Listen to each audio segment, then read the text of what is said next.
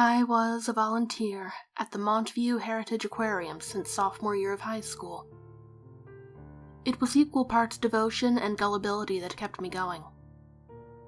Even though my dreams of becoming a marine biologist fizzled out once I left high school, I stayed loyal to that place, believing them every time they said a job opening was just around the corner. The Touch Tank is the exhibit that all the kids love. Some starfish, some sand dollars, maybe an urchin or two that you can pick up and fondle, and no one will tell you to put it down. pH is always a nightmare. Sometimes you have to skim greasy globs of peanut butter sandwiches off the filter. I have fished Band-Aids out of the pool more times than I can count. But the animals can usually take it. And when they can't, well, you can always replace a sand dollar. Management at that place was hell. Did a kid pick up a starfish and break off 3 legs for no reason? Comp his family and give them stickers. Someone spit in the water? Free lunch at the cafe. The customer must be kept happy and come back no matter the cost. I guess this is why it took so long to notice what went wrong with the tank. I was so used to no one caring that I had given up most of my efforts and just settled for making sure the animals survived the day. I remember not feeling angry when I saw the pulverized bits of starfish floating in the water, just tired and sick. I skimmed the remains out with a net and rinsed the filter. An elementary class was coming by in 10 minutes, no time to do anything else. It was exactly 12:15. I was glancing up at the clock, anticipating sweet freedom, when the school children went back to their bus for sack lunches because the school was too cheap to spring for the cafe. The second hand of the clock ticked, and I heard a funny little squeak. I looked over to find a girl backing away from the touch tank, the front of her jacket sopping wet, looking down at her hand. The edge of it was bright pink and beginning to puff up. Oh no.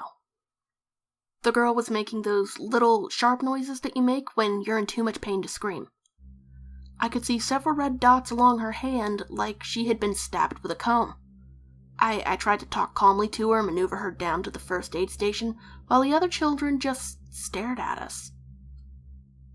One of the surviving teachers took the girl's arm and led her away. I managed to get the class out of there and over to the deep sea tanks. When I got back to the touch tank, the remains of another starfish floated in the water. I closed the tank down, put a slipcover over the top. Management argued with me until the ambulance came to get the girl, who could no longer feel her hand and had trouble breathing. The girl cried that the feather had hurt her. She'd seen it floating in the water and it stung her when she touched it. I closed down the tank. The aquarium issued day passes for the whole class. The next day was supposed to be my day off. Putting all my invertebrate friends in the holding tanks. It was too obvious to me what the culprit was. Starfish slurry and a mysterious underwater feather? It could only be the bobbitt worm. Nasty suckers. I have friends with saltwater tanks, and bobbitt worms are pretty much the boogeymen to them. They can stow away on a piece of coral when they're about an inch long, and you won't even know you have one until your fish start disappearing. I drained the tank, took apart all the fixtures to search for it. The tank was a mixture of natural and machined rocks with lots of nooks and crannies. I wore thick gloves and poked a dental pick into every hollow I found. Nothing. I raked the sand, ran it through sieves. Nada. I took the filter completely apart, blasting compressed air through the parts I couldn't remove from the wall mount. Zip.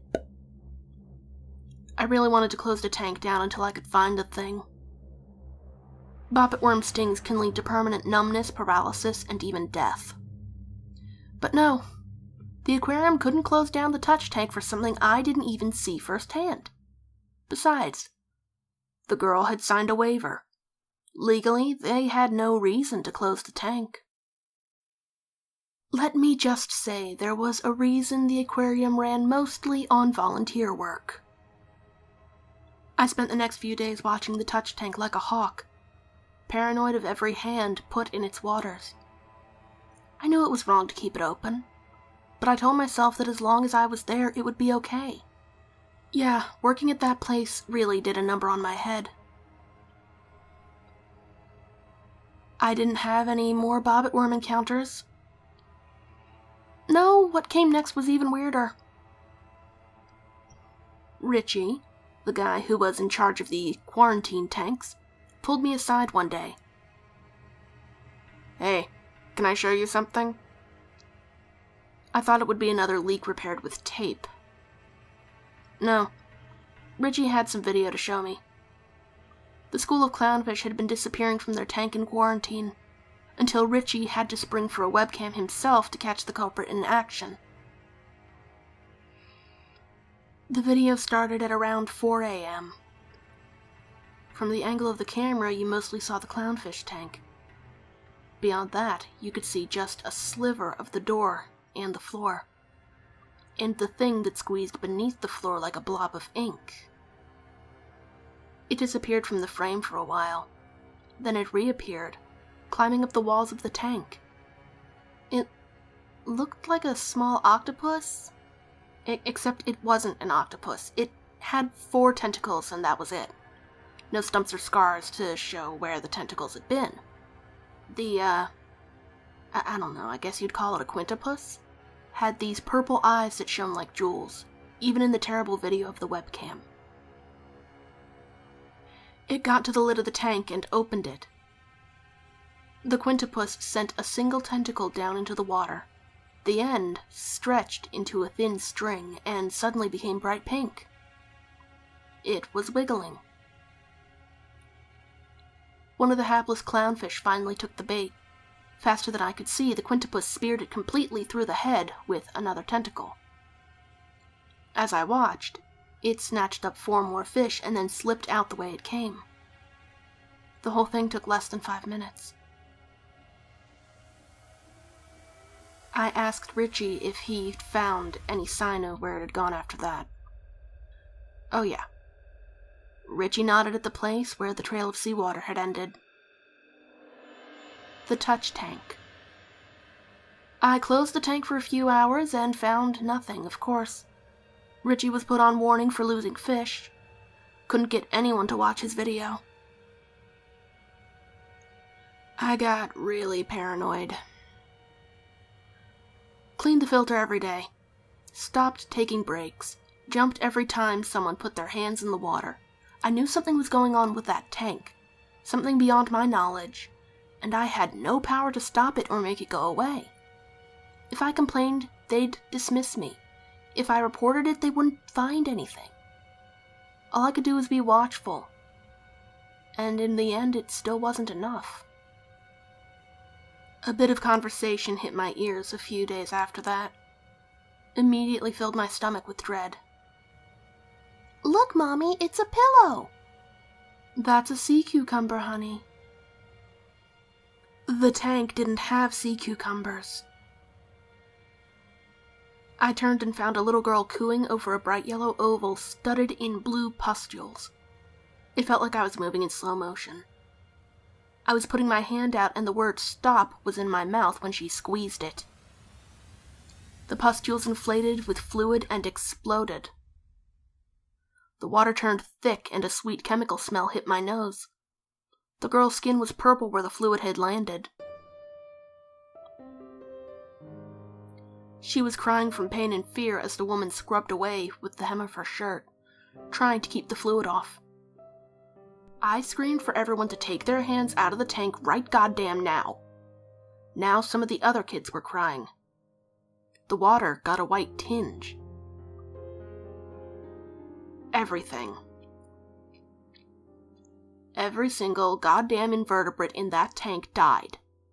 I drained it, scrubbed it, put it back together again, and I found nothing. Nothing at all. The girl went to the hospital with chemical burns. I tried. I really tried to make them see. They blamed me for the girl's injury, accused me of smuggling in a dangerous species. They simultaneously accused me of being lazy and too meticulous. They reminded me I was a volunteer, not an expert, and I was lucky they had retained me so long. I stayed. I restocked that damn tank, and I watched over it. You know why? Because if I didn't, they'd get someone else to do it. Someone who didn't know what was going on. I couldn't stomach that. There's 1,001 little things that led up to the day the tank finally went out in a blaze of glory. 1,000 little incidents that are hardly stories in their own right. The strange, black crabs that looked like they were made up of metal and let out a horrible smell when I picked them up. The clams that sliced my hand open when I picked them up. The thing that looked like a dead fish floating in the water that suddenly changed color and darted away when I went after it with a net. But the only story I really need to tell is the one that made me destroy that tank and never look back. The Poseidon Club. A bunch of old farts who own yachts and think they're the gods of the sea. The aquarium closed down early and served shrimp cocktails near the open ocean tank. Fun. I didn't want to open the touch tank. I kept the slip cloth over it at all times now, only taking it off when they made me. Well, they made me that night. The club's donations kept the aquarium open for business, so it was off with the cloth. There was water on the floor all around the tank as I walked up to it. Lots of it. Bad sign. I peeled the slip cloth back, waiting for spines or some kind of venom to shoot at my face. Nothing. The floor of the tank was completely bare. Every invertebrate was clustered up on the rocks and off the sand. The sand was arranged in odd patterns. Not sitting flat on the floor of the tank. And two large round black things, each the size of my fist, sat on the side closest to me.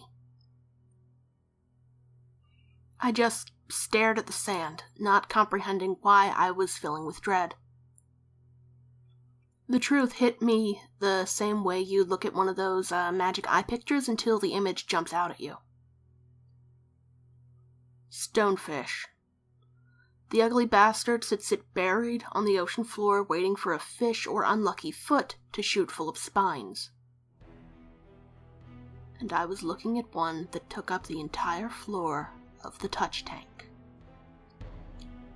I stopped thinking. I was just picturing all those hands plunging into the water, crunching into spines and releasing venom or God knows what else into the water. I got two sides of the tank before they came running by. I grabbed the fire axe off the wall and I laid into it. I smashed the walls, the rocks, even the filter. The invertebrates fell squirming to the floor, but they could survive a few minutes in open air. They had survived worse. It's hard to describe what the fish did. As the water drained from the broken glass, it sort of turned and slid beneath the rocks at the opposite side of the tank. The rocks, I knew for a fact, had no opening beneath them. I made sure to pulverize them good, leaving no hiding place. When the axe was finally yanked from my hands, I had split the tank apart and found nothing there that shouldn't be there. Montview Aquarium is still there, if you walk down 8th Street past the art galleries. It keeps, pardon the pun, afloat, but only barely. Turns out those waivers weren't as airtight as they thought, and they lost a lot in those suits. I was subpoenaed, but never got a chance to testify. A shame, really. Maybe if they had spent less time slandering me in court, they could have built an adequate defense. But no. Even now, the aquarium will swear that they had an unstable employee that let safety lapse and finally exploded in violence. How they are the tragic victims of vexatious litigation. They swear that there was never anything wrong with the fish or the aquarium. But they never rebuilt that touch tank.